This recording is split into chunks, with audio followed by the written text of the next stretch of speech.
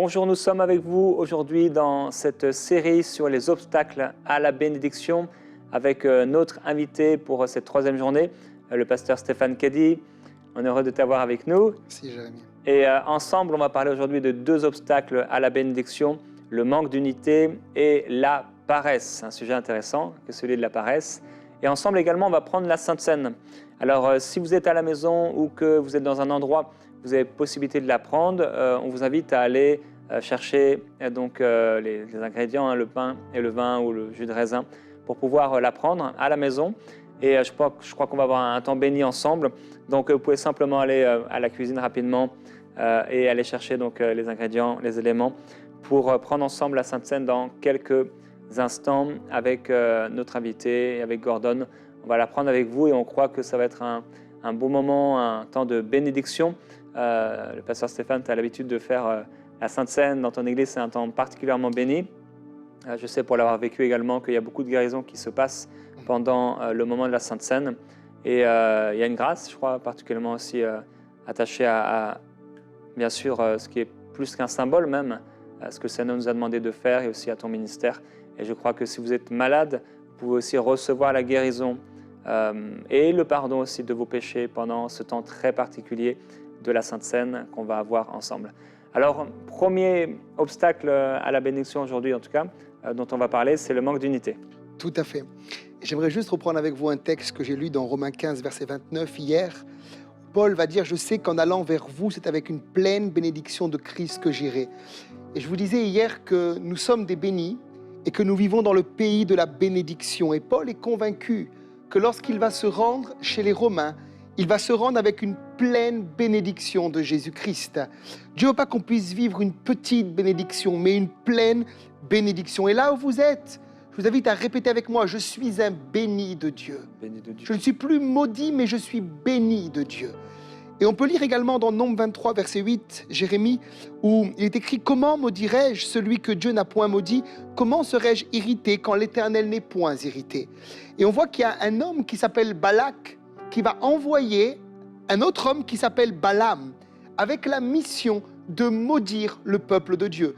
Il doit maudire Israël. Et on connaît cette histoire alors qu'il arrive devant les tentes d'Israël. Il dira « Quelles sont belles tes tentes, ô Jacob, tes demeures, ô Israël !» Et là, on voit qu'il n'a pas pu maudire ce que Dieu a déjà béni. À combien plus forte raison, si ça concerne Israël, ça concerne également l'Église aujourd'hui. Nous sommes en Christ. N'ayez pas peur de tous ceux qui vous disent qu'ils vous maudissent, etc., etc. La Bible déclare une chose, elle dit que la malédiction, sans cause, n'a absolument aucun effet. Et si nous sommes en lui, notre vie est en règle avec Dieu, nous avons le bouclier de la foi comme armure spirituelle, nous n'avons pas à craindre les imprécations et les malédictions, nous sommes des bénis. Répétez-le encore avec moi, je suis un béni de Dieu, alléluia. Maintenant, on a vu ensemble cette semaine qu'il y a des obstacles à la bénédiction ou encore des bouchons de champagne que nous devons enlever dans nos vies. Et le premier bouchon de champagne, je l'ai appelé le manque d'unité et de communion fraternelle. Et on voit dans la parole de Dieu qu'il y a une bénédiction particulière rattachée au rassemblement et à l'unité. Dans le psaume 133, versets 1 à 3, oh combien j'aime lire, Jérémie, ce texte au commencement des cultes le dimanche matin. Il est écrit, voici, oh, qu'il est agréable, qu'il est doux pour des frères de demeurer ensemble. C'est comme l'huile précieuse qui, répandue sur la tête, descend sur la barbe d'Aaron, qui descend sur le bord de ses vêtements. C'est comme la rosée de l'Hermon qui descend sur les montagnes. C'est là que l'Éternel envoie la bénédiction. Dans vos Bibles, Louis II, c'est écrit « envoie », mais l'hébreu traduit littéralement « ordonne la bénédiction et la vie pour l'éternité ». Il y a un lieu que Dieu bénit particulièrement, c'est son Église, c'est la maison de Dieu. Lorsque nous sommes ensemble, c'est comme si c'était une loi spirituelle qu'il a instituée. Il ordonne la bénédiction. Et j'ai l'habitude de dire dans 1 Corinthiens 12 que nous sommes membres du corps de Christ. Et si vous coupez un membre et vous l'enlevez du corps, il va mourir. Mais si le membre est attaché au corps, la vie qui est dans le corps, l'oxygène va faire que ce membre va vivre. Vous comprenez ce que je veux dire? Il y a tellement de croyants qui sont coupés de la communion. Ils sont coupés de l'église locale, coupés de l'unité avec les frères. Et il n'y a pas la bénédiction, il n'y a pas la vie, mais il y a une forme de mort spirituelle qui s'est rattachée à ces personnes. Et j'aimerais dire que c'est aussi une désobéissance.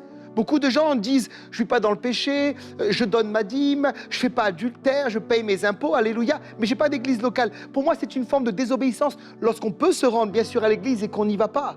C'est un commandement du Seigneur. Et dans Acte 4, verset 31, il est dit, quand ils eurent prié, en parlant des premiers disciples, des apôtres, le lieu où ils étaient assemblés trembla, ils furent tous remplis de l'esprit, ils annonçaient la parole de Dieu avec assurance. Et j'ai l'habitude de dire cela à mon église, un homme seul ne peut pas faire trembler un lieu, mais une église entière, la communion les uns avec les autres, l'église de Jésus-Christ, lorsqu'elle prie ensemble, qu'elle est dans l'unité, elle peut faire trembler un lieu, alléluia. Voilà pourquoi vous avez besoin d'avoir une église locale et de prier avec un frère, de prier avec une sœur, d'être dans la communion fraternelle. Et le moment, pour moi, un de mes moments préférés, comme tu dis Jérémie, dans le culte, c'est le repas du Seigneur. Qu'est-ce que j'aime quand on arrive à l'heure du repas du Seigneur. C'est comme l'atmosphère change. Le ciel s'ouvre, tout devient possible. Et dans 1 Corinthiens 10, 16, Paul dira, « La coupe de bénédiction que nous bénissons, n'est-elle pas la communion au sang de Christ? Le pain que nous rompons, n'est-il pas la communion au corps de Christ ?» Et là, j'aimerais ouvrir votre esprit sur quelque chose. C'est que Paul appelle le repas du Seigneur la coupe de bénédiction. Et dans la tête de plusieurs croyants, cette coupe est devenue le dimanche matin la coupe de la malédiction. Ils se disent, ce matin, je ne prends pas le repas du Seigneur. Parce que ma vie n'est pas en règle avec Dieu, je vais prendre un jugement contre moi-même. Alors que Dieu a donné le repas du Seigneur comme étant un moment de bénédiction et de célébration dans le culte. Et c'est comme si pour moi, quand on prend le repas du Seigneur dans la foi, en s'étant examiné soi-même, on faisait descendre toutes les bénédictions qui sont dans les lieux célestes. La guérison, la délivrance, la provision, le baptême de l'Esprit, le salut. Toutes ces choses descendent au moment du repas du Seigneur. Ma maman, qui est une femme admirable, était malade. Et je me rappelle, à un moment, elle avait comme un début d'Alzheimer et elle ne se souvenait plus, elle avait perdu la mémoire. Ça a duré plus d'un an. Et je me rappelle qu'elle m'appelait souvent Jean-David, qui est le nom de mon grand frère. Elle appelait mon père Stéphane, elle oubliait les clés, elle perdait les papiers. Et un dimanche matin, elle s'est rendue au culte. Ça a duré un an de prière et de combat dans la foi. Et un dimanche matin particulièrement, c'est ce que j'appelle dans mon ministère les tout à coup de Dieu. Elle a eu une vision. Elle a vu Jésus qui a porté la couronne d'épines. Et là, elle s'est dit, mais c'est comme des épines que j'ai dans ma tête. Jésus a porté cette malédiction. Je ne veux plus de cette malédiction. Je suis une bénie de Dieu. Et elle a pris le pain, elle a pris le vin. Elle a été à ce moment-là comme instantanément guérie. Elle est rentrée à la maison, sa mémoire était revenue, elle retrouvait les papiers. Et jusqu'à ce jour, plusieurs années se sont écoulées. Elle est complètement guérie. C'est un moment de bénédiction. Mais pour vivre cette bénédiction, dans 1 Corinthiens 11, versets 28-29, Paul dit quand même que chacun s'éprouve soi-même et qu'ainsi il mange du pain, boive de la coupe. Car celui qui mange et boit sans discerner le corps du Seigneur, mange et boit un jugement contre lui-même. Qu'est-ce que ça veut dire discerner le corps du Seigneur? Pour moi, il y a deux aspects. Le premier aspect, c'est le corps physique de Jésus qui était à la croix. On sait que Jésus a été crucifié et dans son corps, il a porté les péchés du monde entier. La Bible dit qu'il est devenu péché pour nous. Il a porté en son corps sur le bois la maladie, dira aussi Pierre. Et lorsque je prends finalement le repas du Seigneur et je vis volontairement dans l'adultère, le péché, etc., je ne discerne pas le corps du Seigneur. Et oui, là, je peux prendre un jugement contre moi-même si bien sûr je persévère dans ce péché. C'était le cas des Corinthiens. Il y avait de l'ivrognerie. Il y avait un qui couchait avec la femme de son père. Il y avait du péché au milieu d'eux. Et Paul va leur dire, examinez-vous avant de prendre le repas du Seigneur. Traitez le péché dans vos vies. Mais le deuxième aspect, c'est le corps spirituel qui est l'Église. Et on voit que dans cette Église des Corinthiens, il y avait un problème d'unité. Dans 1 Corinthiens 1, versets 11 à 14, « Car mes frères, dira Paul, j'ai appris à votre sujet par les gens de Chloé, qu'il y a des disputes au milieu de vous. Je veux dire que chacun de vous parle ainsi. Moi, je suis de Paul, moi d'Apollos, moi de Céphas, moi de Christ. Christ est-il divisé ?» Et on sait que certains parmi eux prenaient le repas du Seigneur sans attendre les autres. Il y avait un manque d'unité. Et Paul, dans ce cas-là, dit, vous pouvez vivre un jugement contre vous-même. Mais si, mon frère, ma soeur, il y a l'unité, alors la loi spirituelle, ce n'est pas un jugement, c'est une bénédiction que tu vas vivre. Alléluia. Et Paul va exhorter régulièrement à l'unité. Il dira dans Philippiens 2.2, « Rendez ma joie parfaite ayez un même sentiment, un même amour, une même âme, une même pensée. Il dira dans Philippiens 4.2, j'exhorte Évodie, j'exhorte Syntyche à être d'un même sentiment dans le Seigneur. Il les encourage parce que Paul croit dans l'unité. Paul croit dans la bénédiction de l'unité. Paul croit que lorsque nous prenons le pain et le vin en étant unis, nous allons libérer les bénédictions qui sont dans les lieux célestes, dans nos vies. Alléluia. C'est une réalité. Vous savez, l'unité demande un effort. Voilà pourquoi il dira dans Éphésiens 4.3, vous efforçant de conserver l'unité de l'esprit par le lien de la paix. Nous sommes tous différents, on a tous des personnalités différentes, un passé différent, une mentalité parfois différente quand on vient à Christ. Et ça demande un effort pour rester unis. Mais mon frère, ma soeur, j'aimerais t'inviter à l'unité, ça vaut le coup. Ça vaut le coup parce que nous vivons la bénédiction du Seigneur. C'est quand nous sommes ensemble qu'il ordonne la bénédiction. Alléluia. Et le deuxième point, Jérémie, c'est ce que j'appelle la paresse. La paresse spirituelle, la paresse dans le monde séculier. Et je crois que dans les Écritures, j'ai bien étudié cela, il y a un lien entre la bénédiction et le travail. Dieu va bénir le travail de nos mains. Dans Deutéronome, chapitre 2 et au verset 7, il dira « Car l'Éternel ton Dieu t'a béni dans tout le travail de tes mains. » Si vous travaillez, montrez vos mains comme ça. Et dites avec moi « Mes mains sont bénies. Tout ce que touche mes mains sont bénis. » Dieu bénit le travail de mes mains, alléluia. Psaume 128, versets 2 et 3. Tu jouis alors du travail de tes mains, tu es heureux, tu prospères, ta femme est comme une vigne féconde dans l'intérieur de la maison, tes filles sont comme des plants d'olivier autour de la table. Et enfin, le Proverbe 12, verset 11, celui qui cultive son champ est rassasié de pain. On parle de prospérité, de bénédiction. Tu es rassasié de pain, mais celui qui poursuit des choses vaines est dépourvu de sens. Et j'aimerais aujourd'hui qu'on puisse prier pour tous ceux qui travaillent, ou bien dans le monde séculier, ou bien dans la maison de Dieu, parce que je crois véritablement qu'il y a une bénédiction particulière qui est rattachée au travail, alléluia. Dieu ne bénit pas la fainéantise, Dieu ne bénit pas la paresse, Dieu bénit l'activité, Dieu bénit le travail, alléluia. Et j'aimerais t'inviter, même si tu es en bas de l'échelle, tu commences simplement par un petit travail. Dieu peut te bénir, amener une promotion spirituelle pour ta vie, t'élever à un autre niveau dans le travail, alléluia. Mais j'aimerais qu'on puisse prier aussi pour tous ceux qui peut-être travaillent dans la maison de Dieu. Ça peut être dans l'informatique, parmi les enfants, parmi les jeunes, parmi les pauvres. On a différents services dans notre église. Parmi les pauvres, on distribue la nourriture aux pauvres dans la rue, le lundi. Il y a un travail parmi la jeunesse, parmi les ados. Et je vois combien avec les années Dieu est fidèle et Dieu bénit le travail. Dieu ne bénit pas la paresse, il bénit le travail. D'ailleurs dans Agé 2, versets 4 à 10, il dira « Maintenant fortifie-toi, Zorobabel, dit l'Éternel. Fortifie-toi, Josué, fils de Jotsadak, souverain sacrificateur. Fortifie-toi, peuple entier du pays, dit l'Éternel, et travaillez. Car je suis avec vous, dit l'Éternel des armées. Je reste fidèle à l'alliance que j'ai faite avec vous quand vous sortiez de l'Égypte. Et mon esprit est au milieu de vous, ne craignez pas. » Dieu veut bénir son peuple. Dans la mesure où nous travaillons pour son œuvre, focus sur son œuvre, Dieu bénira alors le travail de nos mains. Alléluia. Amen. Et je vous propose, frères et sœurs, dès maintenant, de pouvoir prendre ensemble ce repas du Seigneur qui est, comme on l'a entendu, un repas de bénédiction. Alors, si vous avez les éléments avec vous, vous pouvez les prendre. Et je vais laisser le pasteur Stéphane nous conduire à travers un texte de la parole. Et je crois que Dieu va se glorifier pendant ce temps très particulier du repas du Seigneur. Alléluia. Je vous invite, juste avant qu'on puisse le prendre ensemble, à faire d'abord du ménage dans vos vies. On a lu ensemble que chacun s'examine. N'examine pas ton épouse, n'examine pas ton mari, ni ton pasteur. Examine-toi toi-même pendant 1 minute, là où vous êtes. Fermez juste vos yeux. Examinez-vous.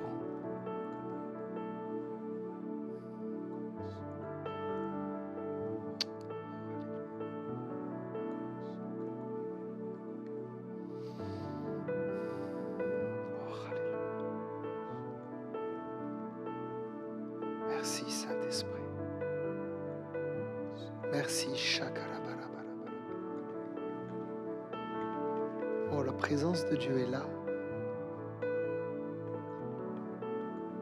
Si à chaque repas du Seigneur, on s'examinait comme ça à chaque fois, avant de le prendre, nous verrions plus de guérison, nous verrions plus de délivrance, nous verrions plus de baptême dans le Saint-Esprit. Maintenant que chacun s'est examiné, je vais lire le texte. Dans l'évangile de Marc, au chapitre 14 et au verset 22. Pendant qu'ils mangeaient, Jésus prit du pain et après avoir rendu grâce, il le rompit et leur donna en disant « Prenez, ceci est mon corps. » Là où vous êtes maintenant, par la puissance de Dieu, je crois qu'il y a une visitation de Dieu qui commence chez certains. Commencez à prendre maintenant le pain. Prenez le pain. Prenez le pain. Prenez le pain.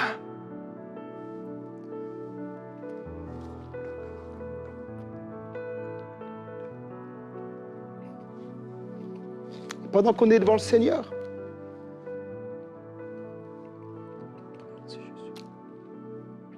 Dieu guérit déjà maintenant de scoliose, de dépression nerveuse. Merci. J'entends dans mon esprit. Oui. Oh, Dieu guérit de problèmes de genoux. Merci, Saint-Esprit. Dieu guérit au niveau des personnes. J'ai vu cela dans mon esprit, qui ont des doigts déformés. L'Esprit de Dieu, à cause de l'arthrose, me dit le Seigneur, l'Esprit de Dieu vous touche. Des colonnes vertébrales, maintenant, sont touchées par la puissance de Dieu.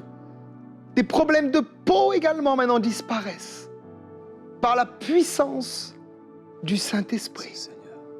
Alléluia. Le Seigneur guérit également de l'anxiété, des troubles d'anxiété, des troubles bipolaires. Au nom de glorieux de Jésus-Christ, soyez guéris là où vous êtes. Soyez libérés de l'anxiété, des angoisses, de la peur. Glorieux Jésus-Christ. Merci Saint-Esprit. Merci Seigneur d'apporter l'équilibre. L'équilibre dans les hormones, l'équilibre dans le cœur, dans l'âme. Au nom de Jésus. Merci Saint-Esprit. Je parle l'équilibre à tous les niveaux. Saint-Esprit, merci. Merci. Le Seigneur touche également des femmes dans la ménopause. Ce temps particulier, j'appelle l'équilibre du Seigneur, Jésus-Christ, à se manifester sur vous maintenant. Recevez, levez les mains vers le Seigneur là où vous êtes et recevez cet équilibre de Dieu dans votre corps, au nom de Jésus-Christ. Merci Saint-Esprit. Merci. Toria babari canturus cantara manda quinto loco rabandeye. Indala camando los quita la baria. Indalucuru mande que librote queta. Indaluma rimanda la baria. Doscoria indala bariando locotore barianda. Tu es un homme également. Et tu nous regardes derrière cet écran. Et ces derniers temps, le Seigneur te dit, ta jauge d'amour pour ton épouse a baissé. Et tu commences à être tenté par d'autres femmes. Tu commences à regarder et à convoiter d'autres femmes. Et l'Esprit de Dieu voudrait t'interpeller. Et pendant que je donne cette parole, le Seigneur me montre qu'il ouvre à nouveau tes yeux sur la beauté de ton épouse. Merci Jésus. Et tu vas sentir en toi comme un renouveau dans ton mariage. Tu vas sentir en toi comme un désir à nouveau d'aller vers ton épouse. Si tu sens que c'est toi, prends la main de ton épouse maintenant et laisse le feu de Dieu être allumé en toi pour elle. L'Esprit de Dieu le fait. L'esprit d'adultère dans ta maison est vaincu. Amen. Au nom puissant Gloire à toi, du Seigneur Jésus. le merveilleux Jésus-Christ. Alors que nous sommes connectés ensemble, le verset 23 dit « Il prit ensuite une coupe et après avoir rendu grâce, il la leur donna et ils en burent tous. Il leur dit « Ceci est mon sang, le sang de l'alliance qui est répandu pour beaucoup.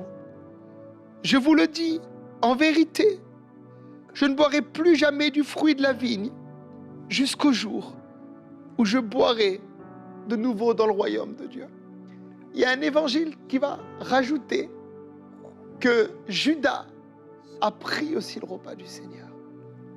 Et je crois que si le Seigneur l'a donné à Judas, c'était comme pour lui laisser une dernière chance. Au moment où il l'a pris, Satan est entré en lui. Il aurait pu accueillir la bénédiction ce jour-là, mais il a accueilli la malédiction.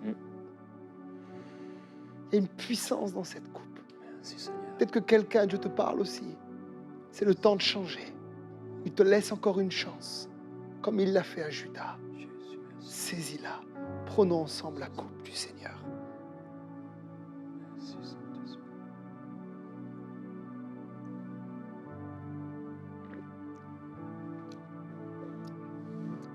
À travers cette coupe, le Seigneur scelle maintenant des choses. Dans l'esprit, nous avons scellé quelque chose. Il scelle des guérisons. Il scelle des promesses. Il scelle des délivrances. Il sème une nouvelle union dans ton mariage. Il le scelle.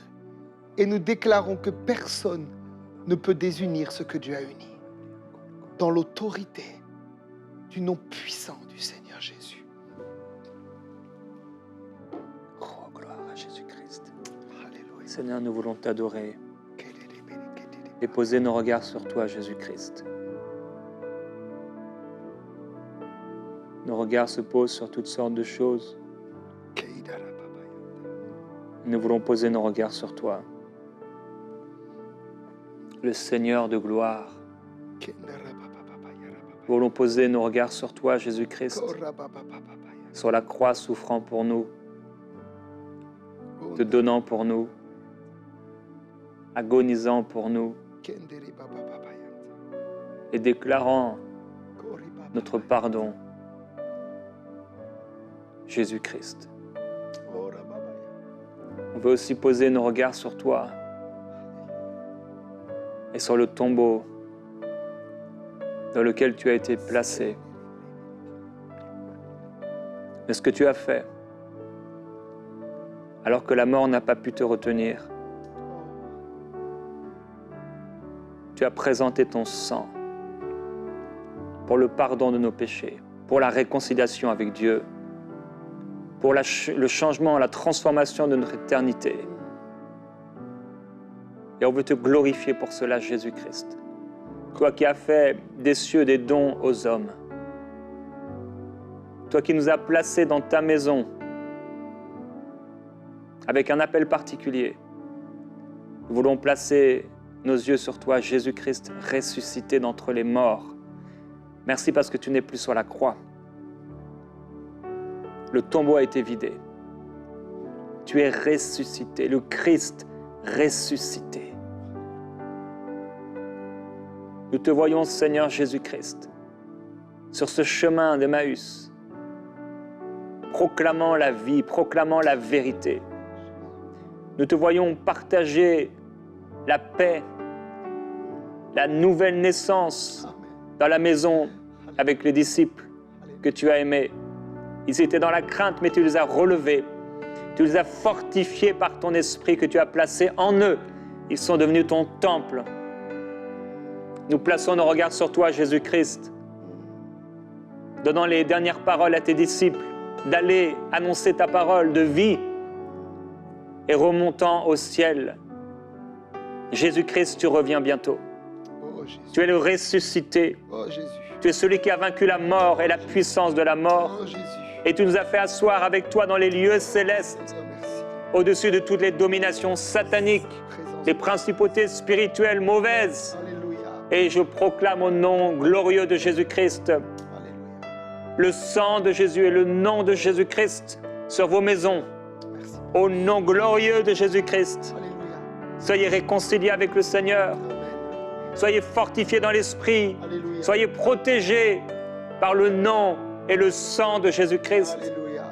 Ce sang qui parle plus fort Mm. qu'aucun autre sang, qu'aucun sacrifice. Mm. Jésus-Christ, merci pour ton sang Alléluia. précieux et ton amour pour nous. Alléluia. Alléluia. Je sens que c'est le temps pour certains de revenir au Seigneur. Il n'y a pas là des personnes qui se sont éloignées de lui.